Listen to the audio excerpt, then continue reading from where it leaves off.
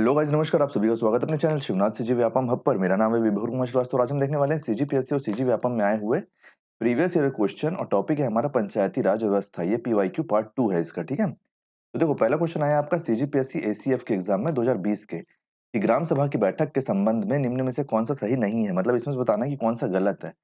तो देखो, ग्राम सभा की बैठक हर वर्ष कितने, मतलब एक वर्ष में कितने बार होती है? तो प्रत्येक वर्ष कितने बार होती है? 6 बार। 6 बार होती है ग्राम सभा की बैठक, ठीक है। उसकी डेट कौन कौन सी हो जाएगी? तो डेट होगी 23 जनवरी, 23 जनवरी।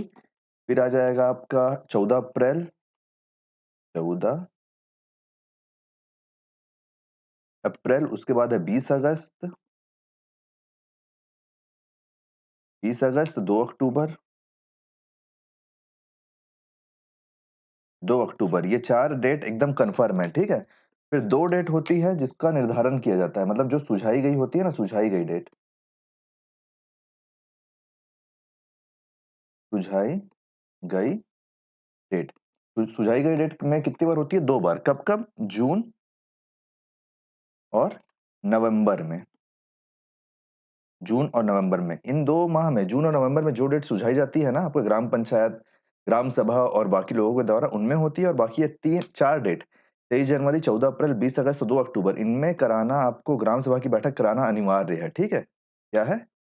अनिवार्य। और साल में कितने बार? साल में 6 बार। और क्वेश्चन बनेगा तो आप 6 बार बताओगे। देखो, इसमें से कौन सा अलग हो जाएगा?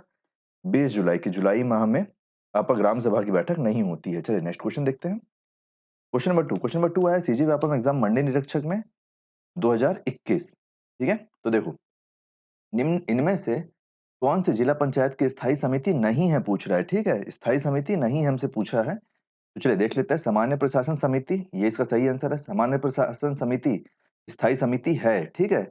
और फिर आपका अजा अजजा, और मतलब ये आपका हो गया अनुसूचित जाति, अनुसूचित जनजाति और आपका अन्य पिछड़ा वर्ग, ये नहीं है स्थायी समिति में, ठीक है। स्थायी समिति का भाग नहीं है ये। फिर महिला कल्याण समिति, ये भी नहीं है। और फिर आपका क्या है? सामाजिक कल्याण समिति, ये भी नहीं है, ठीक है। फिर कृषि समिति, तो समिति स्थायी समिति का भाग है जिला पंचायत के। और शिक्षा समिति भी है, शिक्षा समिति भी है। तो देखो, 2, 3 और 4, 2, 3, 4 किस में आ रहा है? तो ऑप्शन नंबर बी आपका सही आंसर हो जाएगा।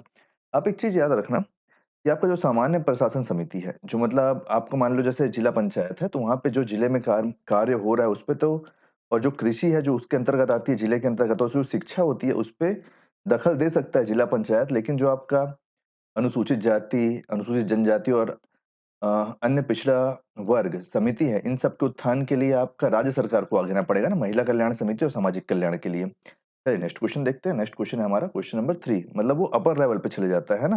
और नॉर्मल लेवल पे, जिला लेवल पे आपका वो सारी जो जिला लेवल पे काम होता है वो सारा आपका जिला जिला पंचायत देखता है। क्वेश्चन नंबर 3 है सीजीपीएससी एसीएफ एग्जाम 2020 में आया है कि ग्राम पंचायत के निम्नलिखित स्थायी समितियों तथा उनके सचिव के नाम सम्मिलित कीजिए। तो देखो, ये स्थायी समिति है कुछ, और ये उनके नाम है, उनके अध्यक्ष के नाम, अध्यक्ष नहीं मतलब उनके हेड के नाम, सचिवों के नाम है ना, हमको ये लगाना है। तो देखो, सामान्य प्रशासन समिति, आपको पहला क्या है? सामान्य प्रशासन समिति। तो इसको कौन देखता है? इसको देखता है सचिव, देखता है पंचायत का। तो अपन इसको यहाँ से लगाना चालू करते हैं ऐसा। तो पहले में क्या आना चाहिए? पहले में आना चाहिए 4। फिर दूसरा क्या है? बी, शिक्षा स्वास्थ्य एवं समाज कल्याण समिति। इसको कौन देखता है?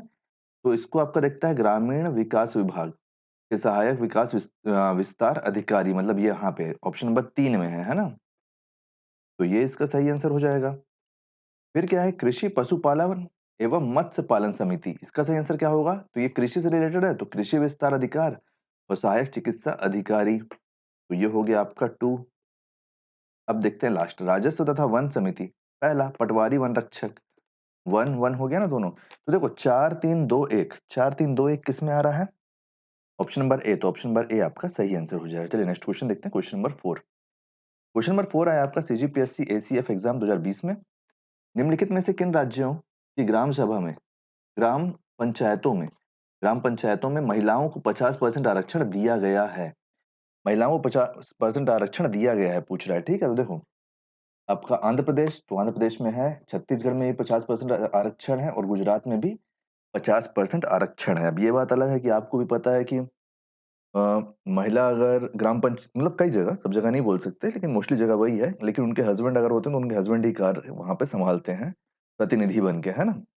ये हमारा एक क्या बोलते हैं उसको, एक ये हमारा बैक है।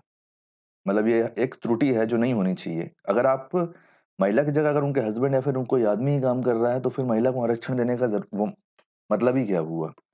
और देखो, अगर प्रथम राज्य आपसे पूछता है 50% आरक्षण देने वाला प्रथम राज्य, तो वो हो जाएगा बिहार।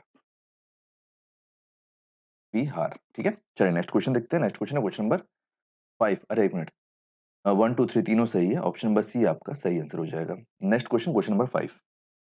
सीजीपीएससी प्री एग्जाम 2015-16, 2015 और 16 में ये क्वेश्चन आया है। क्या बोल रहा है हमसे देखो, कि राज्य निर्वाचन आयोग ने विगत पंचायत चुनाव में मतपत्रों का रंग निर्धारित किया था, उन्हें सुमेलित कीजिए। सेम यही अभी भी जो हुआ है 2025 में भी, जो 2024-25 का भी जो चुनाव हुआ है, उसमें भी यही सेम रंग थे, ठीक है?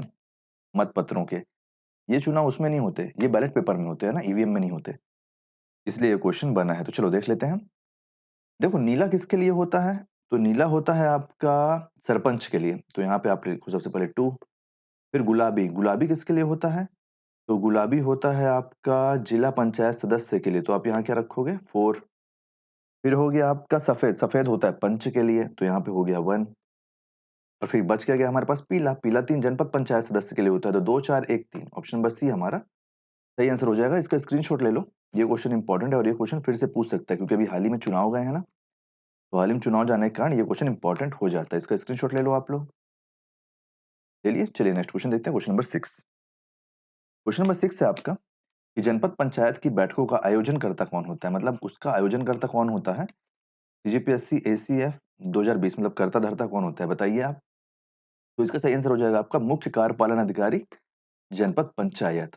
जनपद पंचायत की जो बैठकें होती है, उसका आयोजनकर्ता जनपद पंचायत ही होता है, और जनपद पंचायत का हेड मुख्य कार्यपालन अधिकारी। एक बात याद रखना आप, कि जो प्रत्येक विकास खंड होता है, प्रत्येक विकास खंड, हर विकास खंड में अ, जनपद पंचायत का गठन किया जाता है।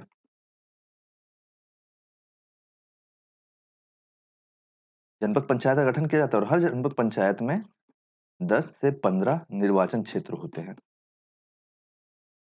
निर्वाचन क्षेत्र होते हैं।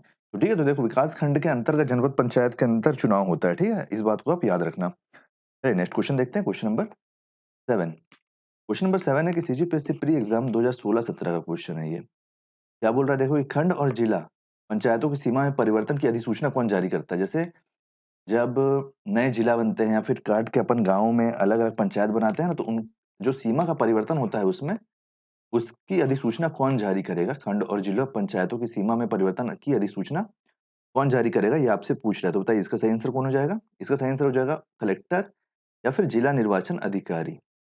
जिला निर्वाचन अधिकारी, ठीक है? ये नहीं, नहीं, नहीं, ये नहीं है। राज्यपाल, राज्यपाल, राज्यपाल हो जाएगा। सॉरी। देखो, खंड और जिला पंचायतों की सीमा में परिवर्तन की अधिसूचना कौन जारी करता है? तो राज्यपाल करेगा। ऑप्शन नंबर ए आपका सही आंसर हो जाएगा। जो चुनाव का होता है वो जिला निर्वाचन अधिकारी करता है ना, तो राज्यपाल करेगा। और ये किसके अंतर्गत करेंगे? ये करेंगे आपका छत्तीसगढ़ पंचायती राज अधिनियम, छत्तीसगढ़ पंचायती राज अधिनियम,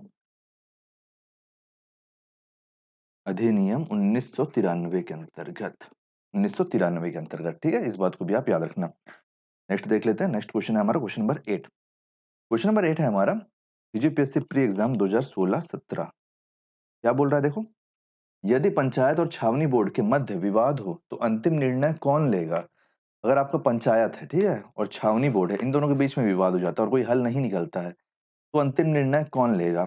तो राज्य सरकार इसका अंतिम निर्णय लेती है केंद्र सरकार के आदेशों के अनुसार, ठीक है? तो ऑप्शन नंबर डी आपका सही आंसर हो जाएगा इसमें। ऑप्शन नंबर डी, राज्य सरकार। देखो, कलेक्टर आप नहीं लगा सकते ना, क्योंकि कलेक्टर से ऊपर तो राज्य सरकार है ना। राज्य सरकार फिर जो आदेश देगी, वो फिर ऐसे एक चैनल के थ्रू आते जाता है ना, फिर कलेक्टर करेंगे उस पे एक्शन, फिर कलेक्टर के नीचे जो वहाँ के होंगे वो एक्शन लेंगे, मतलब लागू करेंगे। जैसे एसपी ऑर्डर दे मतलब डीएसपी ऑर्डर देता है, तो डीएसपी के बाद एसआई, फिर एसआई के बाद कांस्टेबल, ऐसे लागू होता है ना ऑर्डर, ऐसा है ना? और ये किसके तहत है? तो ये है छत्तीसगढ़ किस अधिनियम के, मतलब छत्तीसगढ़ नगर पालिका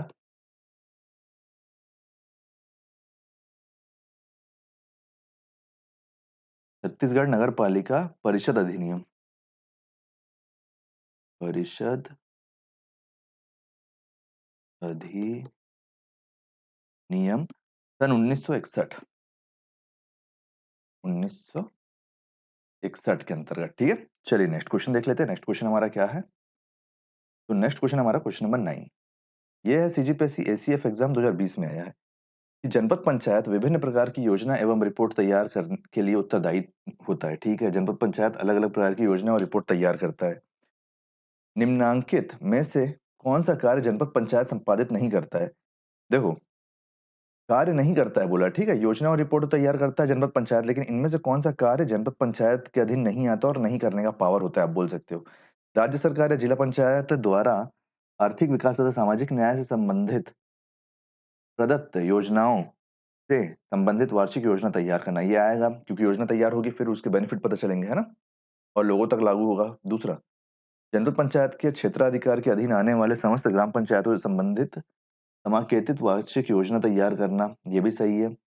तीसरा, काम और विकास योजनाओं से संबंधित योजना को जनपद पंचायत के फंड से संचालित हो, इसको देखना, तो ये भी सही आंसर हो जाएगा। लास्ट क्या है? केंद्र सरकार द्वारा प्रदत्त वार्षिक योजनाओं के क्रियान्वयन के संबंधित में नहीं। ऑप्शन नंबर डी, ये इसके अधिकार क्षेत्र में नहीं है, ये जनपद पंचायत का कार्य नहीं होता, इसलिए ये हमारा सही आंसर हो जाएगा, ठीक है? नेक्स्ट क्वेश्चन देखते हैं, क्वेश्चन नंबर 10। क्वेश्चन नंबर 10 है कि कृषि ग्राम पंचायत के सरपंच के पद की आकस्मिक रिक्ति हो जाने के बाद पंचायत का विशेष सम्मेलन कौन बुलाता है? तो ये कौन बुलाता है? ये बुलाता है पंचायत सचिव। ऑप्शन नंबर बी इसका सही आंसर हो जाएगा। पंचायत सचिव बुलाएगा अगर किसी ग्राम पंचायत के सरपंच, क्योंकि सरपंच हेड हो गया ना वहाँ का, सरपंच के पद की आकस्मिक रिक्ति हो जाती है। पंचायत का विशेष सम्मेलन आपका पंचायत सचिव बुलाएगा। ये एक गैर निर्वाचित, मतलब इसके लिए वोटिंग नहीं होती। गैर, अगर कहीं पूछता है ना कैसा पद है, तो गैर निर्वाचित पद है। गैर निर्वाचित पद है, इसके लिए वोटिंग नहीं होती, ठीक है? नियुक्ति कौन करता है इसकी? तो इसकी नियुक्ति करता है राज्य सरकार।